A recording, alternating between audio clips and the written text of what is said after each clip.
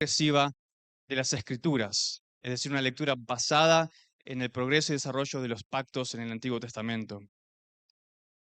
Pablo lee el Antiguo Testamento prestando atención al desarrollo de la historia de redención en base a los pactos de Dios.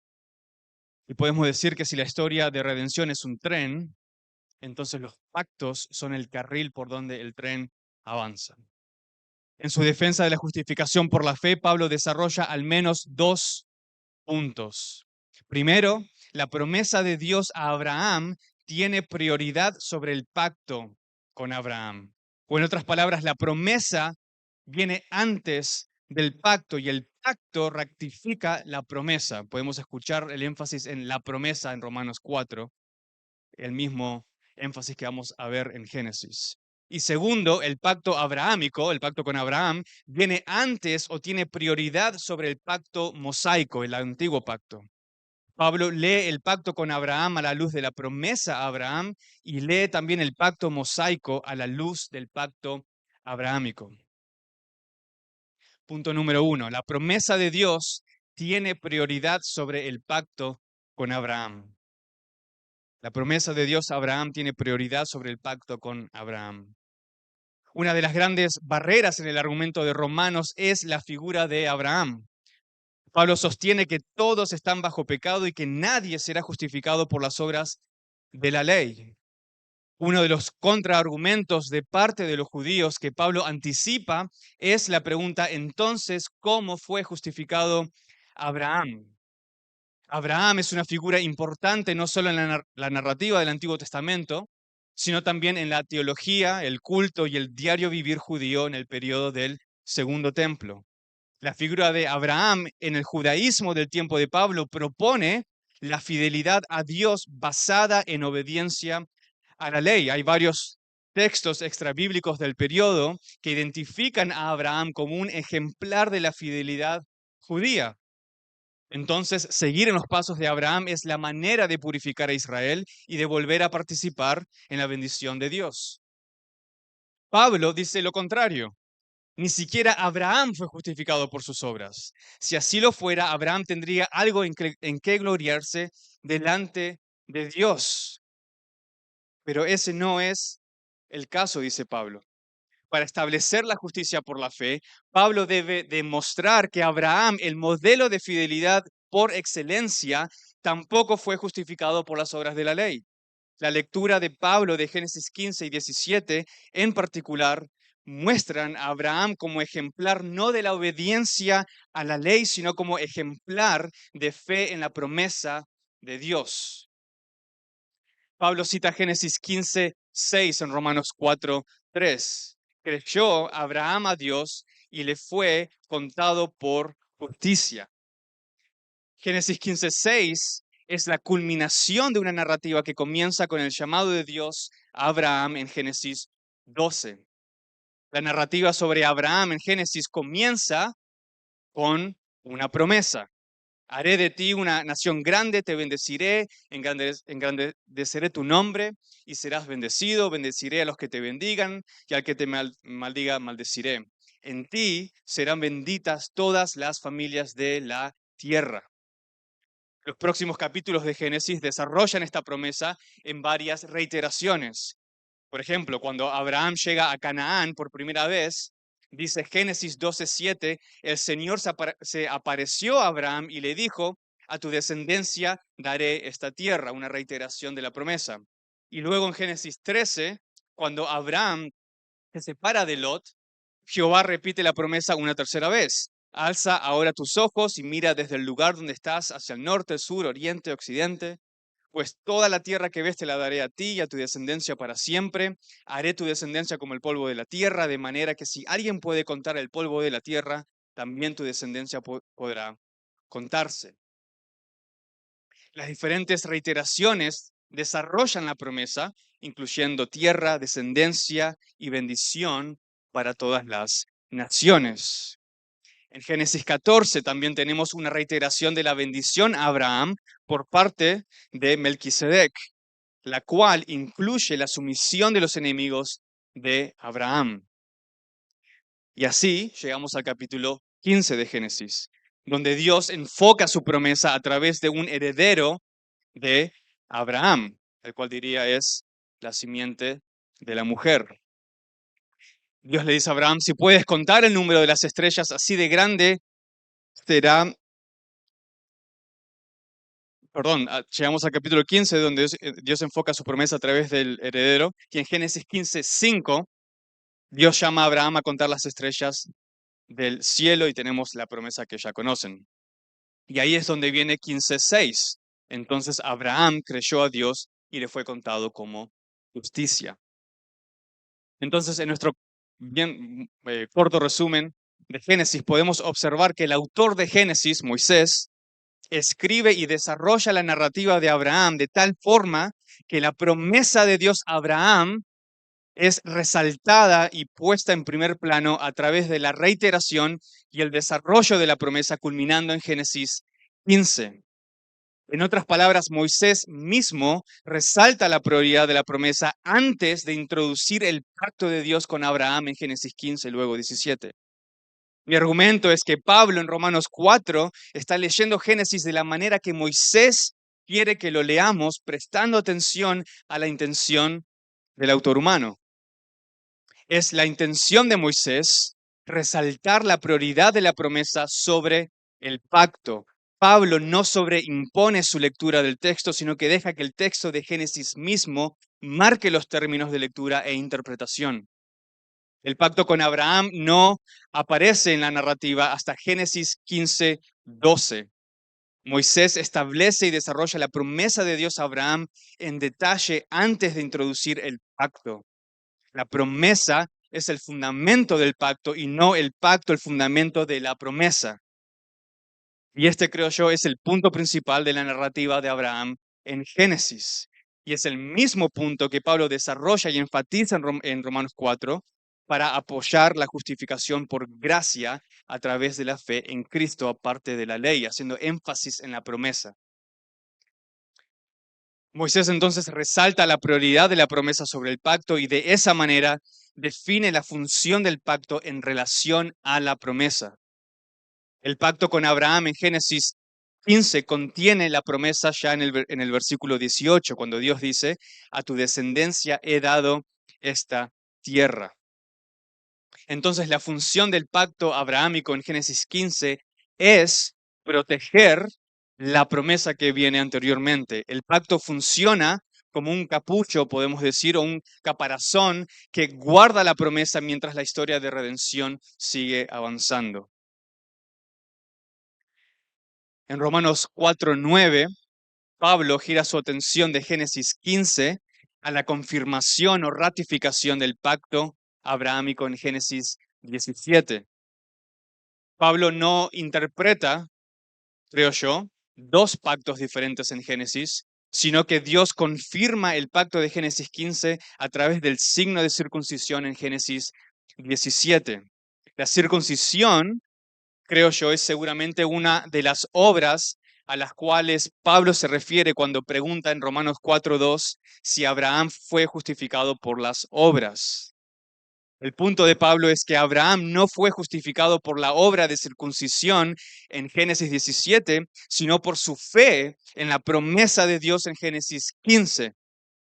Y si Dios cuenta no la circuncisión de Abraham, sino su fe como justicia, de la misma manera entonces la bendición de Abraham no es limitada al circunciso, gloria a Dios, sino que es ofrecida al incircunciso y al circunciso a través de la fe.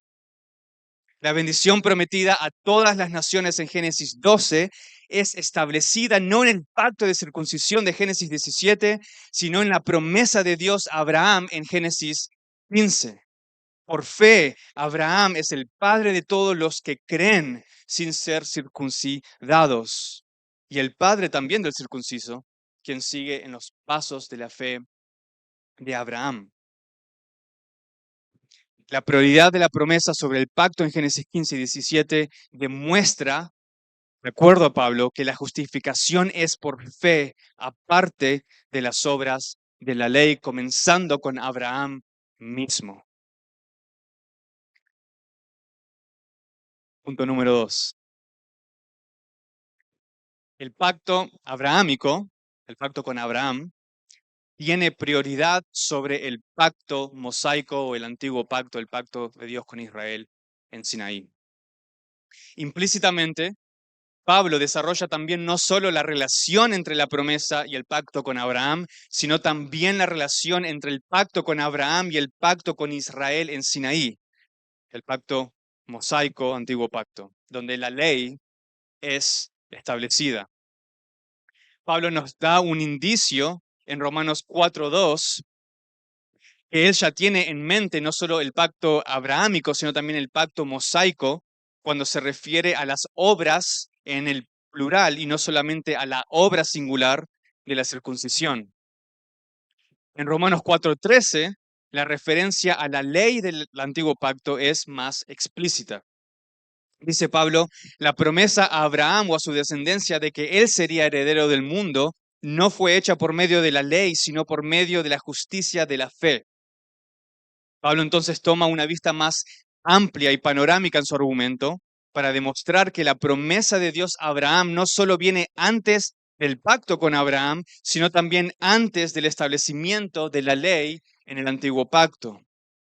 Pablo demuestra la importancia de leer la prioridad del pacto abrahámico sobre la ley en Romanos 4:14. Dice, porque si los que son de la ley son herederos, vana resulta la fe y anulada la promesa.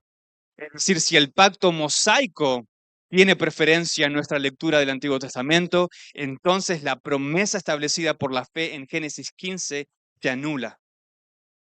¿Por qué? Porque el papel principal de la ley es establecer la condenación del pecador.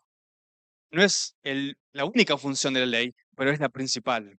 La ley, como ya lo dijo Pablo en Romanos 3, trae el conocimiento del pecado. La ley nos encierra bajo la culpabilidad del pecado. Por eso Pablo tiene que demostrar que la promesa de Dios establecida por la fe precede el establecimiento de la ley en el antiguo pacto. La promesa no se hereda a través de la aplicación del antiguo pacto, sino a través de la fe de Abraham en el pacto abrahámico. La ley trae el conocimiento del pecado, pero el pacto mosaico como pacto también sirve para guardar la promesa de Dios a través de la historia de redención hasta el cumplimiento de un nuevo pacto, como veremos más adelante en 2 Corintios 3. Lo importante a destacar en Romanos 4 es que Pablo interpreta el antiguo pacto en relación y en continuación con el pacto abrahámico. En la lectura de Pablo, el antiguo pacto sirve y depende del pacto con Abraham. Pablo le da prioridad y permanencia a la promesa de Abraham sobre el papel secundario y temporario de la ley y el antiguo pacto. Si la justificación fuera por obras de la ley, Pablo dice, entonces no podría ser por gracia. Pablo concluye en Romanos 4:16 diciendo, por eso es por fe, para que esté de acuerdo con la gracia, a fin de que la promesa sea firme para toda la posteridad, no solo a los que son de la ley, sino también a los que son de la fe de Abraham, quien es padre de todos nosotros. La justificación por fe nos da acceso a la promesa de Abraham, una promesa que promete la herencia del mundo y la bendición a todas las naciones. Pablo instruye a la iglesia desde su lectura del pacto abrahámico. Génesis 15:6 dice Pablo, no fue escrito solo para Abraham, sino también para nosotros, a quienes es contada la bendición de Abraham a través de la fe en Cristo Jesús, nuestro Señor. Aquel quien Dios levantó de los muertos, quien fue entregado por causa de nuestras transgresiones y resucitado para nuestra justificación. La promesa de Dios a Abraham y todas las promesas de Dios son sí y amén en Cristo Jesús. Por eso Pablo define la fe que justifica no como la fe de Abraham, sino más específicamente como la fe en Cristo. Nuestra fe es la misma fe en continuación con la fe de Abraham. La gran diferencia es que mientras Abraham creyó en la promesa de Dios en su forma gestacional, nosotros la creemos en su cumplimiento último, completo y final en Cristo Jesús. Cristo fue el objeto de la fe de Abraham en oscuridad. Cristo es el objeto de nuestra fe a plena luz del día. 2 puntos de aplicación, quizás 3, no me acuerdo. 2 o 3 puntos de aplicación. Podemos decir muchos en términos de aplicación, pero a la luz del tema de la conferencia, ver a Cristo en el Antiguo Testamento, me limito a 2 simples exhortaciones. Exhortación número 1. Amados, la iglesia debe darle prioridad a la palabra de Dios como la única y suficiente regla de fe y práctica. La iglesia debe exponer y someter todo entendimiento, todo sistema teológico, toda práctica bajo la palabra de Dios. Como dice Pablo en 2 Corintios 10:5, debemos poner todo pensamiento en cautiverio a la obediencia de Cristo. La teología de la iglesia nace desde una interpretación y aplicación fiel de las Escrituras a la luz de la muerte y resurrección de Cristo. No podemos pasar por alto que Pablo, como autor apostólico e inspirado por el Espíritu, no escribe Romanos con argumentos basados en una revelación nueva o innovadora. Pablo, como autor inspirado, basa su argumento en las Escrituras a través de un razonamiento certero y bíblico teológico del Antiguo Testamento. Pablo le da prioridad a las Escrituras como palabra divina y definitiva para toda doctrina y práctica. Pablo pregunta, ¿qué dicen las Escrituras? Y creo yo, amados, que esta es la pregunta más importante para la iglesia de hoy. Pablo establece la doctrina de la justificación en respuesta a la pregunta, ¿qué dicen las Escrituras? La historia de la iglesia testifica que el regreso a las Escrituras y el regreso a la doctrina de la justificación por la fe van mano en mano. La iglesia necesita seguir afirmando toda doctrina bíblica en base a argumentos exegéticos, bíblicos y teológicos desde una interpretación fiel y cristológica de las Escrituras. Debemos darle prioridad a las Escrituras en todo razonamiento teológico y para toda práctica de la iglesia. Exhortación número 2. Amados, debemos leer las Escrituras de acuerdo con sus propios términos y de acuerdo a su propio desarrollo actual. Es importante entender cómo la historia de redención progresa y avanza a través de los pactos de Dios con la humanidad. Y debemos entender cada uno de estos pactos en su propio contexto bíblico y teológico a la luz de la culminación de las promesas de Dios en el nuevo pacto. Toda interpretación y aplicación del Antiguo Testamento debe hacerse en este contexto bíblico y teológico. De no ser así, corremos el gran riesgo no solo de malinterpretar ciertas partes del Antiguo Testamento, sino también de mal aplicar la Biblia y verdaderamente hacerle daño a las ovejas que el Señor nos ha encomendado. Los autores bíblicos nos enseñan a leer la Biblia. Mi propósito ha sido demostrar que en Romanos 4, Pablo nos da un patrón de lectura que debemos aplicar. Pablo demuestra una hermenéutica fiel, prestando atención al desarrollo progresivo y pactual del Antiguo Testamento. Creo yo, una de las grandes necesidades de la iglesia de hoy en Latinoamérica y el resto del mundo es desarrollar una teología bíblica basada en este patrón de lectura progresiva y pactual. De esta manera podremos interpretar y aplicar el antiguo pacto en relación con las promesas de Dios cumplidas en Cristo Jesús. Conclusión.